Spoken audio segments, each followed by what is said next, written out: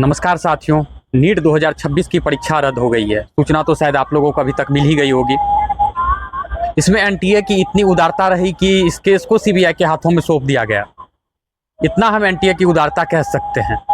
लेकिन अब सवाल ये बनता है कि क्या जो बच्चे नीट की परीक्षा में इस बार फॉर्म अप्लाई करके परीक्षा में बैठे थे, उनका साल तो बर्बाद हुआ ही, उनका मेहनत तो बर्बाद हुआ ही, साथ ही साथ उनका पैसा भी बर्बाद हुआ।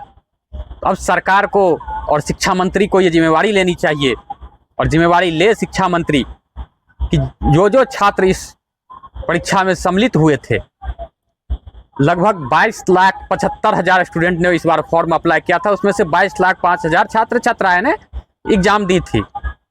कम से कम 22,05,000 जो छात्र छात्राएं हैं, उनका री एग्जाम में फॉर्म फिलअप करने का सरकार के द्वारा अब कोई पैसा नहीं लिया जाए।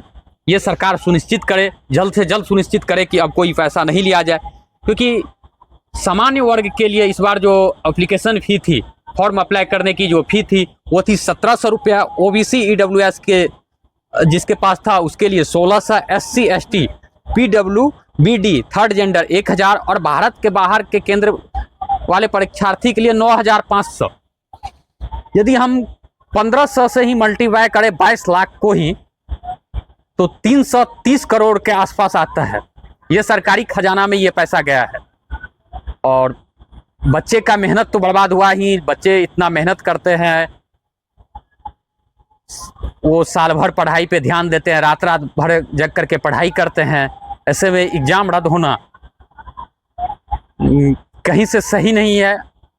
हालांकि अभी तक कितने सारे एग्जाम रद्द हो चुके हैं। पिछले 10 साल में ही यदि देखें तो 80 से 85 एग्जाम रद्द हो चुके हैं। 40 एग्जाम जो है वो दोबारा से करवाया गया है। अभी हाल में ही बिहार में AEDO की परीक्षा हुई, और वो परीक्षा भी बाद में रद्द करना पड़ा। इसमें कम से कम इतना गनीमत है कि हम बिहार वासियों पे इसका आरोप नहीं लगा।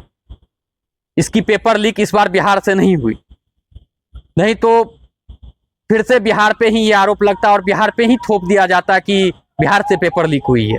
इतना राहत अपने बिहार वासियों को इस बार मिला है। बाकी सरकार यदि इसका री एग्जाम जल्द से जल्द करवाए, और जो अभ्यर्थी एग्जाम में बैठे थे उसका दोबारा से एप्लीकेशन फी पूर्ण रूपेण फ्री हो, ये सरकार सुनिश्चित करे।